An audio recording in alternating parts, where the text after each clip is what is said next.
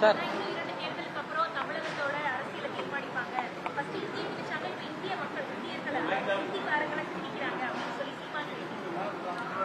வடமாநிலத்தவர்கள்லாம் இனி வரும் காலங்களில் தமிழகத்தில் முதலமைச்சரே தீர்மானிப்பார்கள் அப்படிங்கிற மாதிரி பேசுகிறார். அவர் பொருத்தமில்லாத ஒரு அரசியலை பேசிக் கொண்டிருக்கிறார்.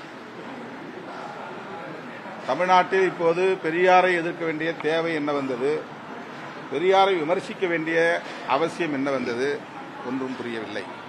பாஜக ஆதரவாளர்களின் வாக்குகளை பெறுவதற்காக ஈரோடு கிழக்கு தொகுதியிலே அவர்களின் வாக்குகளை பெறுவதற்காக அவர் இந்த உத்தியை கையாளுகிறாரா என்ற ஐயமும் எழுகிறது. தந்தை பெரியார் சனாதன எதிர்ப்பில் உறுதியாக இருந்தார். இன்னும் குறிப்பாக சொல்ல வேண்டுமானால் பார்ப்பன ஆதிக்க எதிர்ப்பில் உறுதியாக இருந்தார்.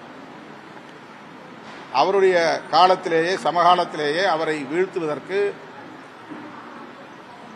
பார்ப்பன பனியா உயர்சாதி அமைப்புகள் மிக கடுமையாக அவரை விமர்சித்தார்கள், வீழ்த்த முயற்சித்தார்கள், முடியவில்லை.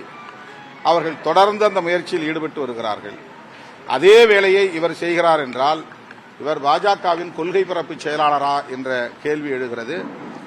அவர் செய்யும் அரசியல் அதிர்ச்சி அளிக்கிறது. யாருக்கு துணை போகிறார், தமிழ் தேசியம் என்கிற பெயரால் தமிழர்களுக்கு எதிரான அரசியலை ஏன் செய்கிறார் என்கிற கேள்வி எழுகிறது.